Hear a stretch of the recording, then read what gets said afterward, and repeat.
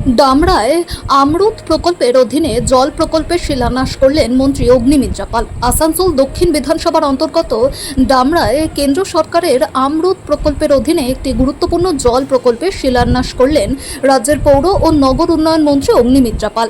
এই অনুষ্ঠানে উপস্থিত ছিলেন পশ্চিম বর্ধমানের জেলা শাসক এস পান্নাওয়ালাম, আসানসোল পৌর নিগমের বিভিন্ন আধিকারিক, জনপ্রতিনিধি এবং এলাকার বহু বাসিন্দা। শিলান্যাস অনুষ্ঠানে মন্ত্রী অগ্নিমিত্রা পাল বলেন, দীর্ঘদিন ধরে এই এলাকার একাধিক ওয়ার্ডে পানীয় জলের সমস্যা ছিল। কেন্দ্র সরকারের আমরুত প্রকল্পের আওতায় এই জল প্রকল্প বাস্তবায়িত হলে পার্শ্ববর্তী বেশ কয়েকটি ওয়ার্ডের বাসিন্দারা উপকৃত হবেন এবং পানীয় জলের সমস্যা অনেকটাই দূর হবে বলে তিনি আশা প্রকাশ করেন। তিনি আরও জানান, সাধারণ মানুষের মৌলিক পরিষেবা নিশ্চিত করাই সরকারের অন্যতম লক্ষ্য। সেই লক্ষ্য পূরণে পানীয় জল, রাস্তা, নিকাশি সহ বিভিন্ন উন্নয়নমূলক কাজ ধারাবাহিকভাবে করা হচ্ছে। অন্যদিকে অনুষ্ঠানে উপস্থিত প্রশাসনিক আধিকারিকরাও জানান, নির্ধারিত সময়ের মধ্যে প্রকল্পের কাজ সম্পন্ন করার চেষ্টা করা হবে যাতে দ্রুত এলাকার মানুষের সুবিধা পেতে পারেন। এই জল প্রকল্পের শিলান্যাসকে ঘিরে এলাকাবাসীর মধ্যেও উৎসাহের পরিবেশ লক্ষ্য করা যায়।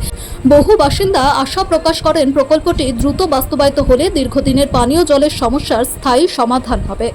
আজকে ডামরাতে আমরা আমরুতের একটি প্রকল্পের ভিত্তিপ্রস্তর স্থাপন করলাম, ফাউন্ডেশন স্টোন লে করা হলো এবং সেখানে ওয়ার্ড নাম্বার 85, 86, 87, 38, 39, 41, 42 এই সমস্ত ওয়ার্ডগুলো বেনিফিট পাবে।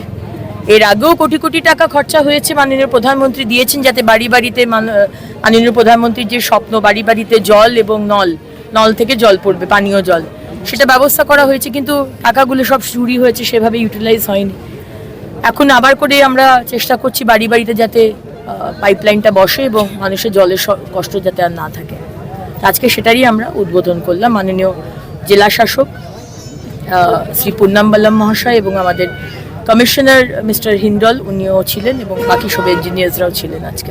যদি অতীতে যে অভিযোগটা কর্পোরেশন থেকে করতে বলতো যে ডিভিসি থেকে জল পাওয়া যাচ্ছে না, সেই কারণে জলের সরবরাহ হচ্ছে না, এই মুহূর্তে ডবল ইঞ্জিন সরকার এই বিষয়গুলোকে কিভাবে করবে না? দেখুন, ডিভিসির উপর দোষ, যে কোনো কেন্দ্র সরকারের কোম্পানি বা পিএসইউ এর উপর দোষ দেওয়া, এটা তো আগে সরকারকে আমরা দেখে এসেছি করেছে। এগুলো নিয়ে আমি আর চর্চা করতে চাই না, কারণ হাতে অনেক কাজ, আর মানুষ যে দায়িত্ব দিয়েছে সেই দায়িত্বটা পালন করতে হবে, মানুষের জন্য ভালো কাজ করতে হবে, আমরা সেটা নিয়ে ব্যস্ত। কারা কি করে গেছে, কি নেগেটিভ রাজনীতি, এগুলো নিয়ে আর সময় নষ্ট করতে চাই না।